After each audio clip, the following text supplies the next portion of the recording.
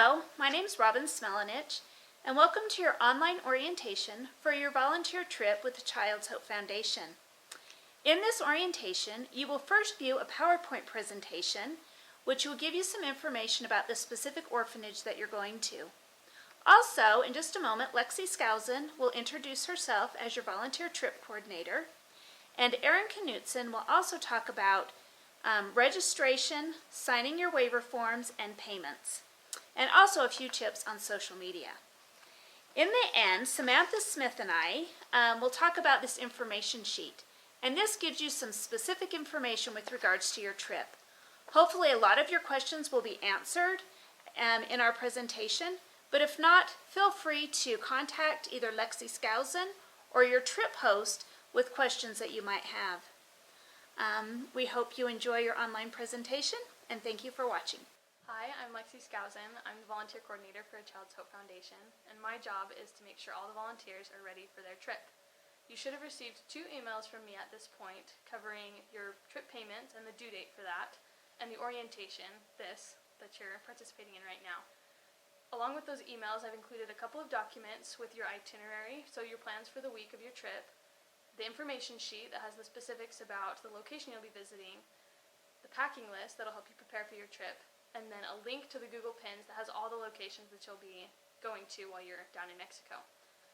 Along with this orientation, if you would like to speak with your trip host and figure out the details for your specific trip, let me know and I can set up a conference call for you to meet with them. If you have any other questions, let me know through email or over the phone. I'm happy to help answer any other questions you might have, and we hope you enjoy your trip. Hi, my name is Erin Knutson, and I'm the Director of Marketing and Finance here at a Child's Hope Foundation. In a second, we're going to switch over to a video where I'll walk through the process for payments and refunds, talk about our waivers, and also the social media that you guys can use while you're on your trip. So we'll talk about that in just a minute.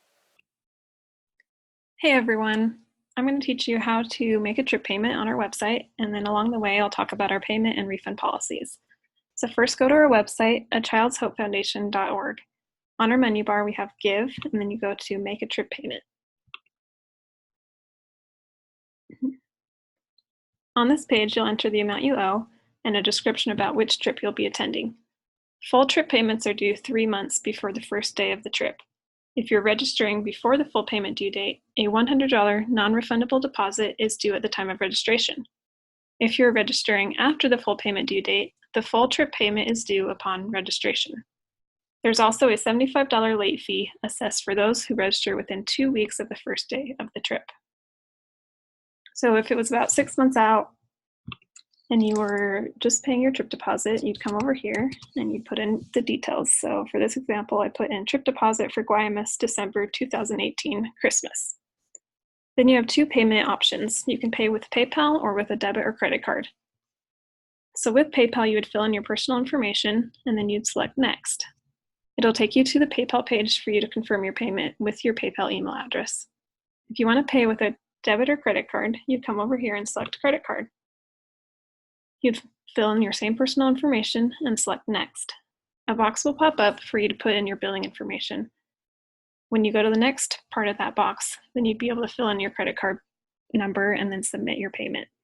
With either option, you'll receive an email with a confirmation.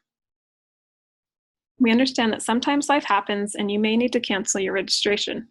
Unfortunately, the $100 trip deposit is non-refundable, but the rest of the trip payment can be refunded or applied to a future trip.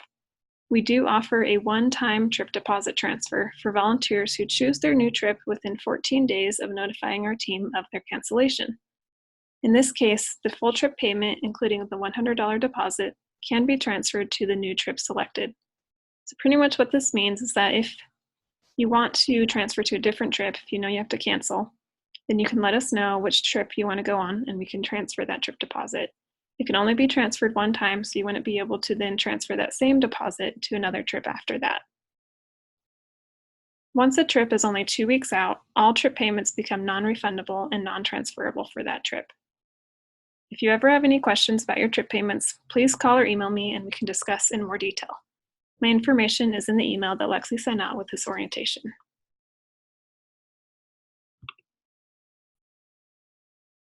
Next, we're going to talk about the trip guidebook and the permission waiver.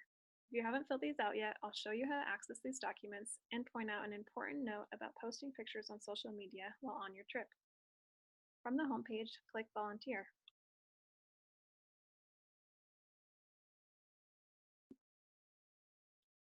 Scroll down to our trip list.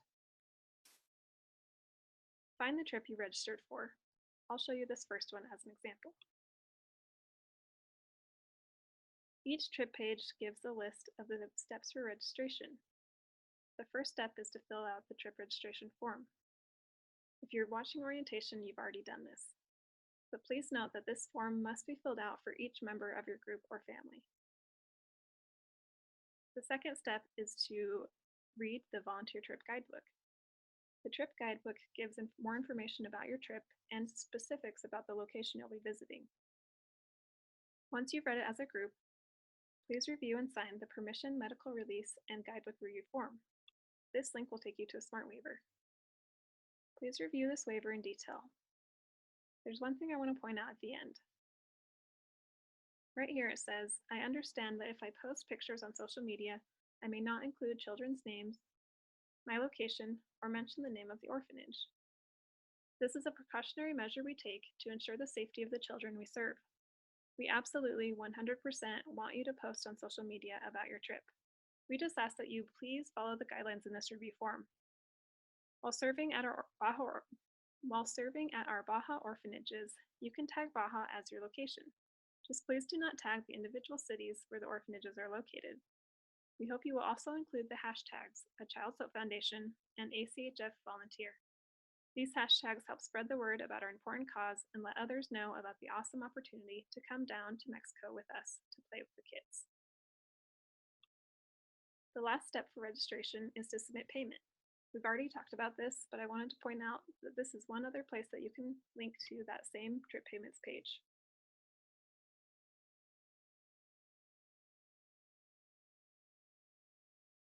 If you have any other questions about your permission forms or about the trip guidebook, please contact Lexi. Thanks again for watching.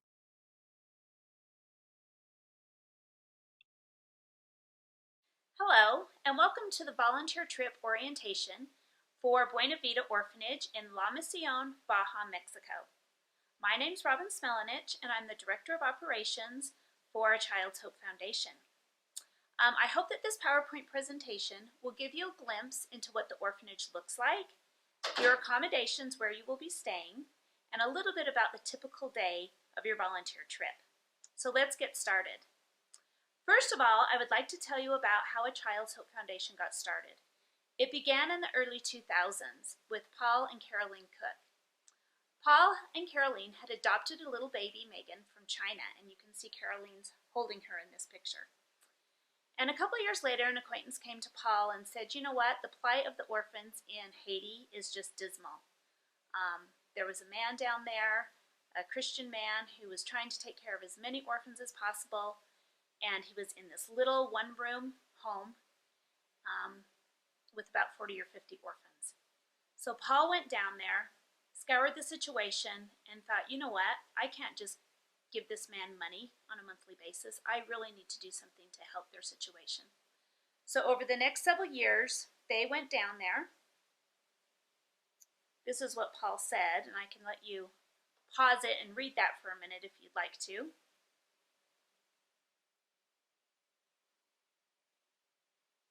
But this next slide just shows what the structures look like in Haiti when they first started. And then there is a picture of volunteers going down to help.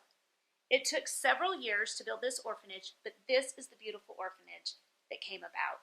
This orphanage is in great shape today. The same woman that was the initial director is still the director of this orphanage. It's been a very successful orphanage. There's been over 1,200 children adopted to various families in Europe and the Americas, and it's still going strong today. It survived the earthquake, and it's a very well-built orphanage. But about mid-2000s, so like around 2006 or so, they started canceling trips to Haiti because the situation was just too dangerous. But they didn't want the mission and the vision of A Child's Hope Foundation to die. So they thought, you know what, there's other places we can help. So they decided to go to Mexico. and that's when we started helping these orphanages in Mexico. This is a picture of the orphanage you're going to be going to.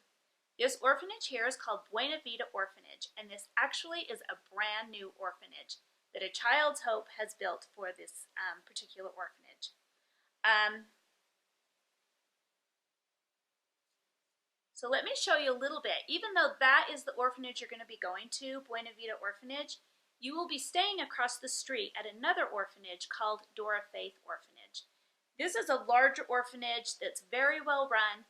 They have 3 what we call campgrounds where volunteers can come and stay, and these are for volunteers that come down to do all sorts of humanitarian projects, whether they're building houses in the community or doing medical missions or helping out in orphanages such as our group.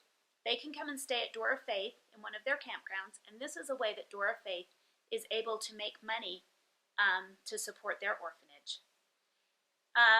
Even though these orphanages are technically run by the federal government in Mexico, they do not give any financial support to these orphans. So the directors of these orphanages have to go out on their own and do fundraisers and get donations to survive.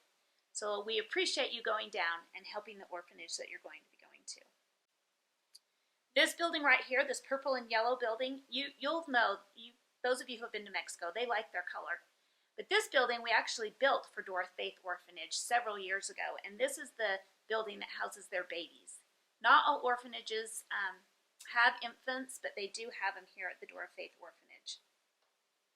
This picture right here shows you one of the campgrounds, and these are the buildings that you will be sleeping in.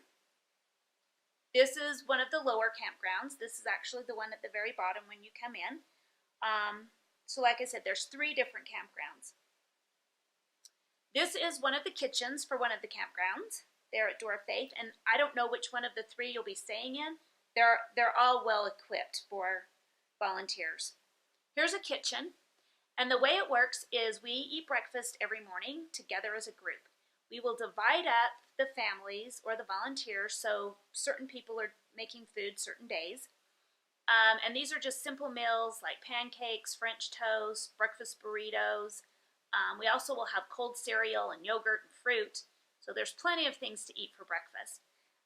But this just will show you what one of the kitchens looks like. They're all a little different. Some are more modern than this one. This actually is what Buena Vida Orphanage used to be. It's up on top of some retail space. And the people that owned this building wanted to use it for other purposes, and so that's why we have been building for several years their new orphanage. Here just gives you an idea of the kids. You will be eating several of your meals with the children at Buena Vida Orphanage. This taco stand is fabulous. It's right next to the orphanage, right on the main street in La Misión, and I'm sure you will be eating there. You will love their tacos. This just gives you an idea of your sleeping accommodations. So all they are big open rooms with lots of bunk beds and a mattress. So it's kind of like a youth hostel, if any of you have stayed in a youth hostel. So you can see here there's no bedding. So you are going to need to bring sheets and a blanket and a pillow, or just throw a sleeping bag on one of these mattresses. Either way is fine. Whatever is most convenient for you will work. One thing we do suggest, and we'll talk about this in the next portion of the orientation, but make sure to bring earplugs and a flashlight, because you can see that if you need to get up in the middle of the night, you don't want to wake everybody up. And also there could be people snoring or loud sleepers, so you might want to bring some earplugs. The next thing I want to talk about are our construction projects. So what happens is we try and do our construction in the morning. It gets very hot in Mexico, especially in the summer months, actually spring and fall as well. And so we try and do all of our hard work in the morning and then play in the afternoon. So this will just give you an idea of some of the construction projects. We will find out 2 weeks before what exactly needs to be done, but there honestly is always painting, and they love changing their paint colors. So you might want to bring those latex gloves for paint projects. This just shows some of the girls painting. They're also digging. There always seems to be trenches to be dug, sewer systems, septic tanks. foundation to be laid, so don't forget your work gloves either, because you are going to want those. Here they are digging some more. I think that was the septic system they were putting in for this orphanage. Carrying buckets of cement. No, they do not have cement trucks that come in and pour the cement like we do in the United States. You actually make the cement there on site and then either haul it in these buckets or in a wheelbarrow to this place where you need to go, where it needs to go. Here again is just another picture of making cement. And then there's always cleanup. So these people actually brought masks. You could do that too if you feel like you need that. They're plastering the outside of the center block. And then this is how dirty you will get. So honestly, I mentioned this in the next part of your online orientation, but just wear the same clothes every morning to do construction in, because you don't want to continually ruin clothing, and they will get paint on them, dirt, cement. So just wear the same clothes, shirt, pants, shoes, and a hat. The most important thing, though, for Child's Hope volunteer trips is for you to connect with the orphans, for you to show them love, give them hugs, play with them, and connect with them. Sure, we want to give them a great place to live, where they feel safe and so forth, but we really want you to just show love to the kids. So in the afternoons is when we do some of our activities. This is just a beautiful picture of the sunset. There's a beach that's like 20 minutes from this orphanage, and we like to go there and maybe do some horseback riding. At this beach, we don't encourage swimming. In fact, some hosts will not allow it because there's really strong riptides. You can wade in it, maybe up to your knees. You can build sand castles. You can play frisbee on this beach. They always have people with selling candy that's all coated in chili sauce. People in Mexico love it. Anyway, the beach is a lot of fun. Also, we might just stay around the orphanage and play. This orphanage, this is their playground for now until they get into the new orphanage. They love volleyball. They love basketball. Here they are playing on iPhones. They love your phone, but make sure that you keep track of your phone. And here's arts and crafts. Feel free to bring down whatever arts and crafts you'd like to do with them. Puzzles, games like Old Maid and Go Fish and Uno. You don't need to know English and Spanish to play those games, so those things are fun. They love to have their hair done, face painting, anything that your kids like or that you see kids liking, they like as well. Also, a fun thing to do is to go online onto Amazon and either get young adult books, because they do have a lot of teenagers at Buena Vida, or picture books, and get them in Spanish and bring them down and give them to them to read, or read the books with them. Here is a picture of the soccer game. It's a dirt field, yes, but they take this soccer game very seriously. Normally they win, but the volunteer groups have been known to win a time or two. So this is what you'll do the last night. You're going to have a big soccer game, and then you'll go back to the orphanage and have a big taco dinner with a dance party and a piñata, and it's a lot of fun. Here are some of the kids that you will see. And we've also found a swimming pool to go to. I have never personally swam in this pool, but the kids find it a lot of fun, and so do a lot of the volunteers. So the afternoons, again, are just spent going to different places and different outings. Oh, here are the outings. We'll talk about that next. So in the afternoons, like I said, you might take the kids with you, or you might just go as volunteers, but we'll probably go either over to Rosarito or down to Ensenada and give you a couple hours to do some souvenir shopping. So this just shows you some of the souvenirs that you can get. They have a yummy bakery in La Mission that you can go to if you'd like. You can buy sombreros or ponchos or all sorts of trinkets in these shops, and bartering is a lot of fun. This is a restaurant we'll go to. We'll take you out to some dinners. This restaurant they went to here just happened to have live music, but you will really enjoy the food. One thing about the Buena Vida orphanage that we don't do with the other places that we go to is every morning we will take a group of about 15, so I don't know if everyone will get a chance to go back up to Tijuana or not, but we hope so. we go up to a place called the Breakfast Club. And up here in Tijuana, this is a place where it was a dump. It was just the city dump for Tijuana. And people would come and they would want to get there really early to get the recyclable things, or to maybe get clothing that had been thrown out, or scraps of food, honestly. And then people just started living there. They thought, well, if we're going to get there so early, let's just live there. So this is a place, a part of Tijuana, a neighborhood, I guess you would say, that basically is built on a garbage dump. And there is a church there that provides breakfast and lunch for the residents of this area. So breakfast, definitely, the children will go, and this might be one of their only meals that they get during the day. So you as a group of volunteers will be able to go up, and you can see these cute little kids eating breakfast, and it's whatever whatever food the church has had donated to them. So you might be serving them spaghetti for breakfast. They do pancakes, or here they're doing beans and eggs. But you will go up, you'll actually make the breakfast for the kids. You can see here, they're pouring juice, cooking the breakfast, serving them. You will serve them breakfast, and the little kids will like to come up for seconds, and you'll get to know them. This father right here that you see holding the little boy in the blue jacket, he has like 7 or 8 kids. He is so friendly, and they come every day. They love a Child's Hope Foundation volunteers, and his kids will make like little trinkets, little handmade things that might be made out of gum wrappers or something. But if you could buy a couple of those, that's one way that they are able to make a living. This just shows you too a picture of what the neighborhood looks like.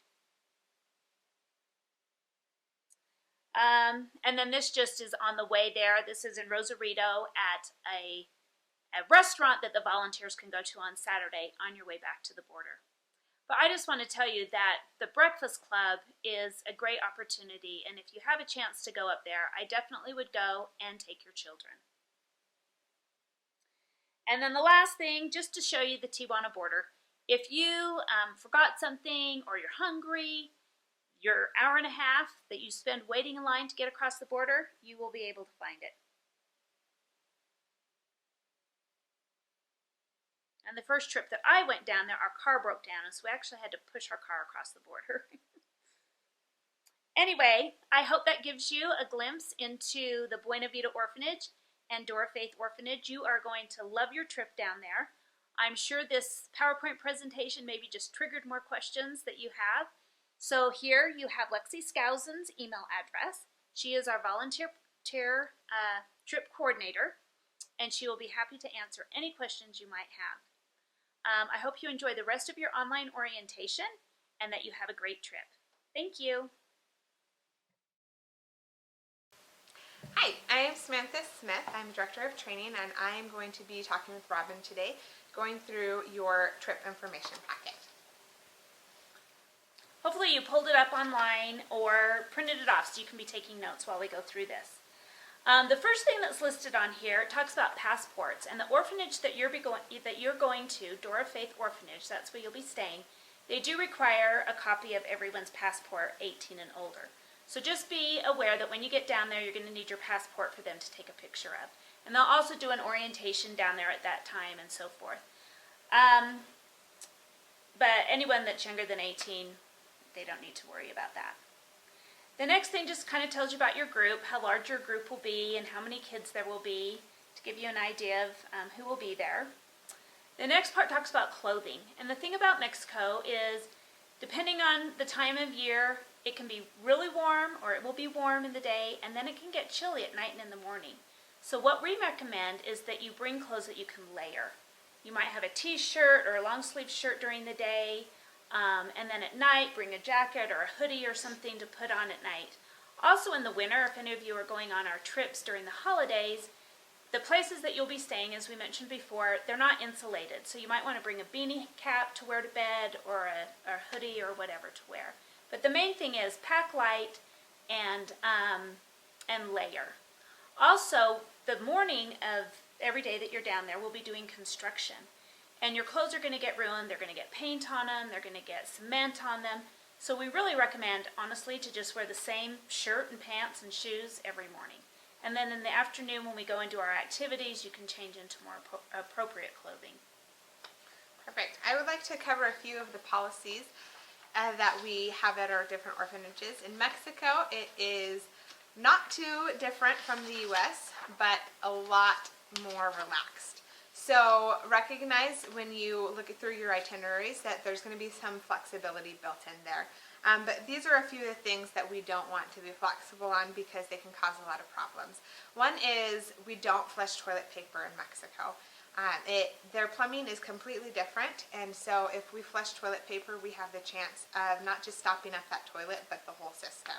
So in each of the bathrooms, we recognize that this is a little challenging sometimes to remember. So in each of the bathrooms, we have a stick, and we request that you grab the top of this stick, scoop, fish out your toilet paper, and put it in the trash can that's always next to the toilets, and then put it back that same way, so that you're not setting someone else up for failure. Another important thing at the orphanages is that we stay out of the kids' dorms.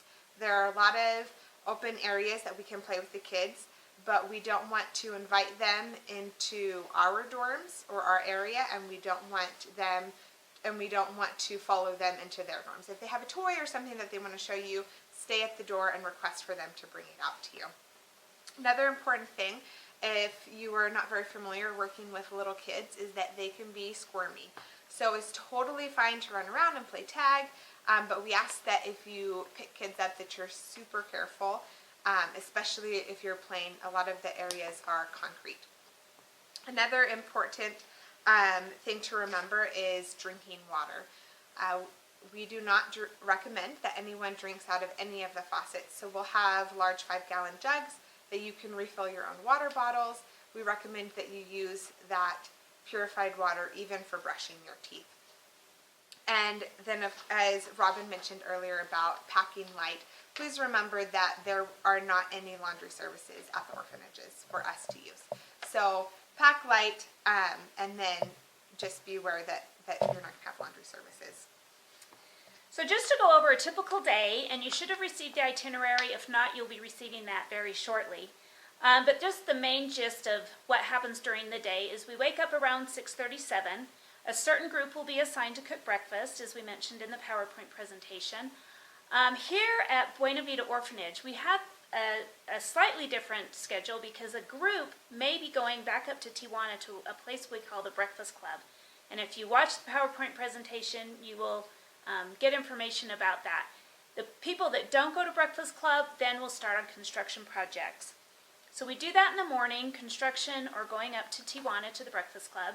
Then we have lunch, and then the afternoon we have various activities. And those depend on the season, depends on the weather, what we do. So even though it might say, oh, we're going to go to the beach this day, if it's raining that day, you might try and do something else. So just know that, the trip host is there to make sure that your trip is as successful and fun as possible, so the itinerary might change a bit.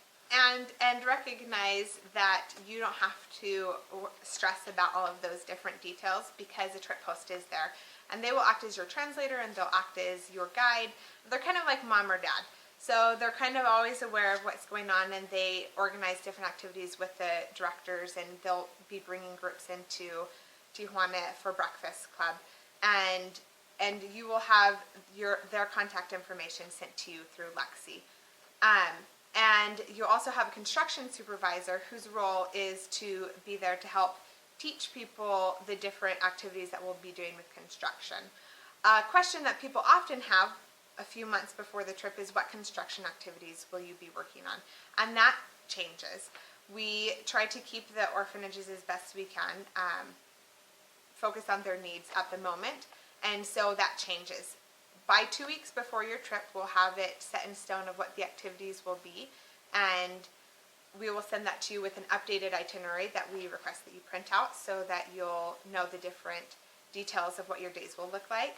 And each night, you'll have a fireside where your trip host will talk through the plans for the next day, like Robin mentioned.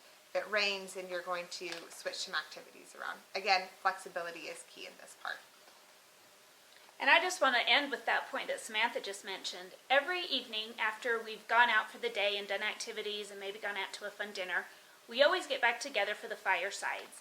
And at this point, the trip host will review the day, what things went good, what The construction supervisor might talk about what projects, we got completed and what ones we're going to do the next day.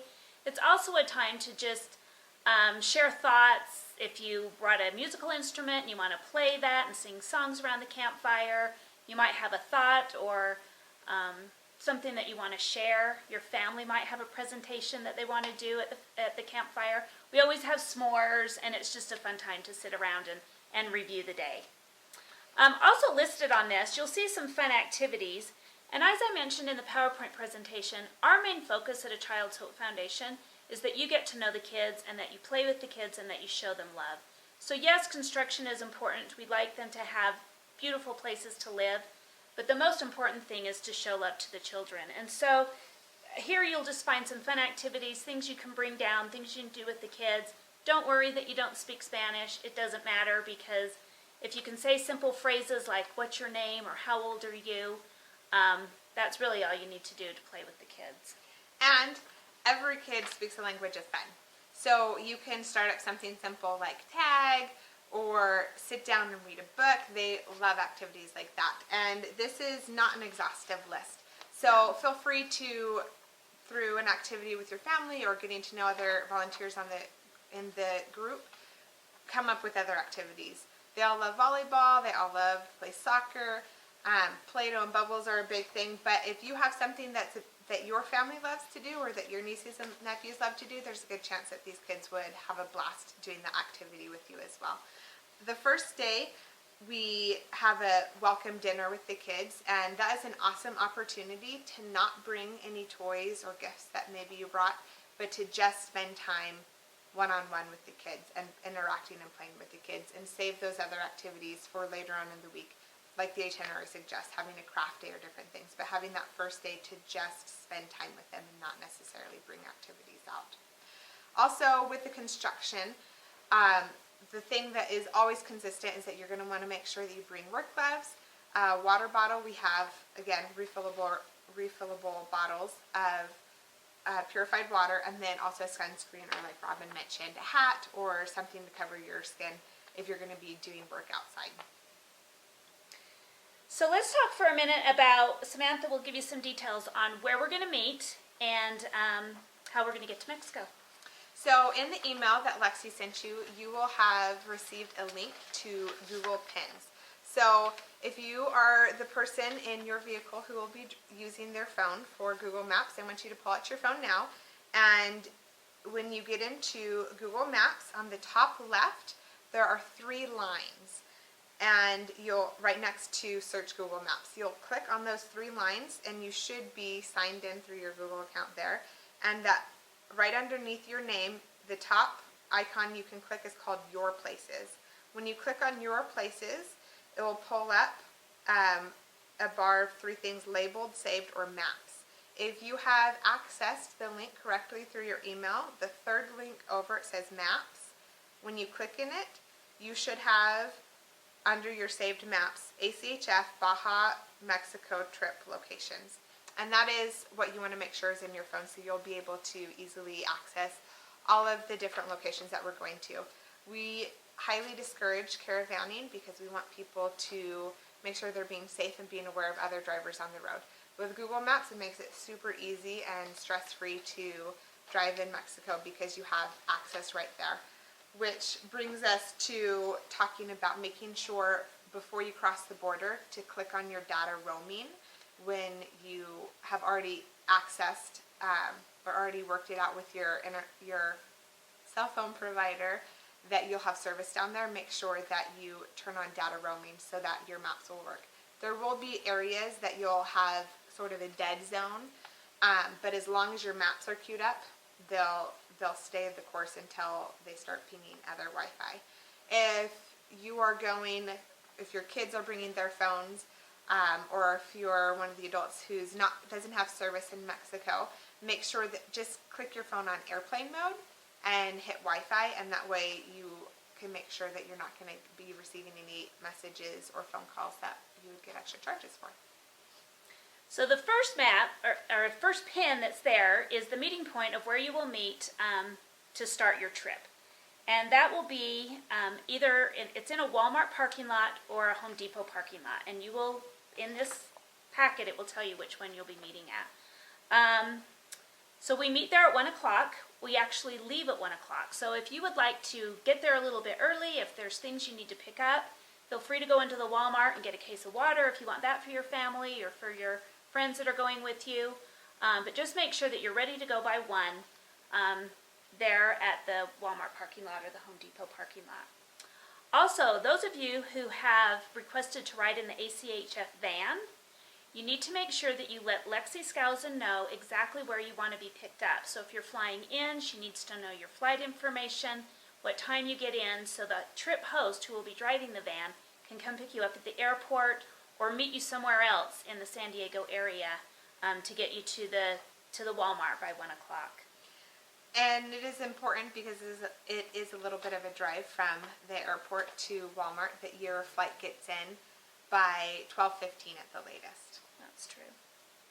Those of you who will be driving your own vehicles down, the next point on this sheet is to purchase Mexican insurance. Any of you that will be driving down, you can check with your carrier that you currently have, your auto insurance carrier, to see if you're covered, perhaps maybe 75 miles or so down into Mexico. If not, we have a link here for Baja Bound, and they honestly are the cheapest place to get Mexican insurance, so you can just go there and purchase it. And those of you who are renting cars, I usually rent a car when I go to Mexico. Just tell the company that you're renting your car with that you will be taking that vehicle to Mexico, and so you're going to need Mexican insurance.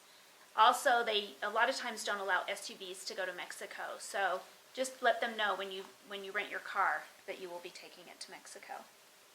As far as food goes, meals will be provided from Tuesday dinner through Friday dinner.